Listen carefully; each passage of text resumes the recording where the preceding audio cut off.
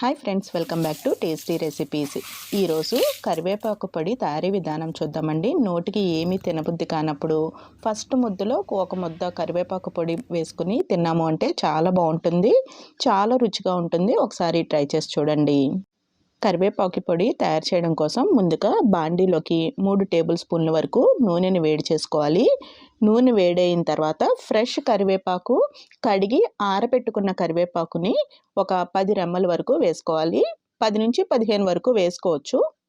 కరివేపాకుకి తడి లేకుండా చూసుకోవాలండి. ఒకవేళ తడి ఉంది అంటే మనం ఎక్కువ రోజులు స్టోర్ చేసుకునేటట్టు చేసుకుంటే పాడైపోతుంది. అందుకని తడి లేకుండా చూసుకుని నూనెలో వేయించుకోవాలి. కరివేపాకు వేసిన తర్వాత గరిటతో కలుపుకుంటూ కరివేపాకు ఇలా చేతితో నలిపితే పొడిలాగా అయ్యేంత వరకు వేయించుకోవాలి. కంటిన్యూస్గా వేయించుకుంటే కలుపుకుంటూ వేయించుకుంటే మనకి కరివేపాకు మాడిపోకుండా మొత్తం అన్నీ కూడా ఈవెన్గా ఫ్రై అవుతాయి. కరివేపాకు ఫ్రై అయిందో లేదో ఒకసారి ఒక కరివేపాకు తీసుకుని ఇలా నలిపినట్టయితే మనకి పొడి అవ్వాలి. మనకి కొంచెం వేడిగా ఉన్నప్పుడు కొంచెం మెత్తగా అనిపిస్తుందండి, కానీ మనకి చల్లారిన తర్వాత బాగా క్రంచీగా ఇలా నలిపితే నలిగిపోయేలాగా అంటే పౌడర్ అయ్యేలాగా అయిపోతాయి.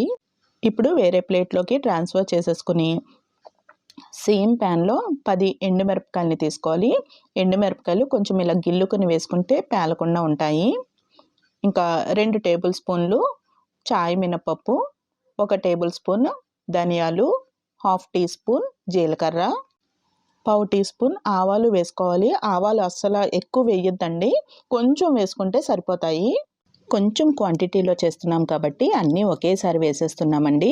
ఒకవేళ ఎక్కువ క్వాంటిటీలో చేసుకున్నట్టయితే అన్నీ కూడా సపరేట్గా అంటే ఎండుమిరపకాయలు విడిగా, ధనియాలు విడిగా, జీలకర్ర విడిగా అన్నీ విడివిడిగా వేయించుకోవాలి. ఇలా దోరగా వేగిన తర్వాత స్టవ్ ఆఫ్ చేసేసుకుని చల్లారనివ్వాలి. ఇదే ప్యాన్లో ఉంచేసాము అంటే కొంచెం మాడిపోతాయండి, అందుకని వేరే ప్లేట్లోకి ట్రాన్స్ఫర్ చేసేసుకోవాలి. మనం కరివేపాకు ట్రాన్స్ఫర్ చేసేసుకున్నాం కదా, అదే ప్లేట్లో ట్రాన్స్ఫర్ చేసుకోవచ్చు. ఇవన్నీ కూడా చల్లారిన తర్వాత మనకి ఇలా సౌండ్ వస్తాయి అన్నమాట, అంత బాగా ఫ్రై అవ్వాలి. చల్లారిన వీటిని మిక్సీ జార్లో వేసుకోవాలి. ఇంకా దీనిలోకి చిన్న ఉసిరికాయ అంత చాలా తక్కువగా చింతపండుని వేసుకోవాలి. ఇంకా 1 టీ స్పూన్ వరకు రుచికి సరిపడా ఉప్పు. నేను టేస్ట్కి తగ్గట్టుగా వేస్తున్నానండి, మీ టేస్ట్కి తగ్గట్టుగా మీరు అడ్జస్ట్ చేసుకుని వేసుకోవాలి. ఇలా గ్రైండ్ చేసుకోవాలి. ఇప్పుడు ఒకసారి టేస్ట్ చెక్ చేసుకోవాలండి. ఒకవేళ ఉప్పు ఏమైనా తగ్గినట్టయితే యాడ్ చేసుకోవచ్చు.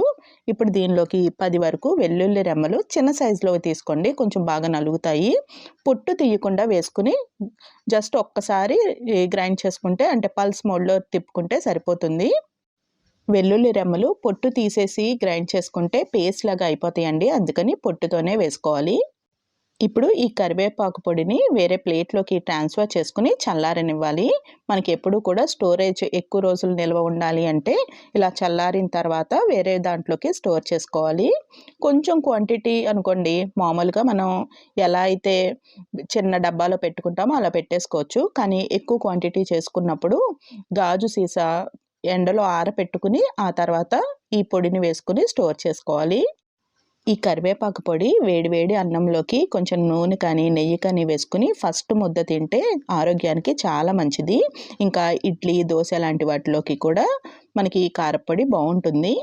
ఈరోజు టేస్టీ రెసిపీ చూసారు కదండి. మరొక ఇంట్రెస్టింగ్ అండ్ టేస్టీ రెసిపీతో మళ్ళీ కలుద్దాము. Thank you for watching food tree channel.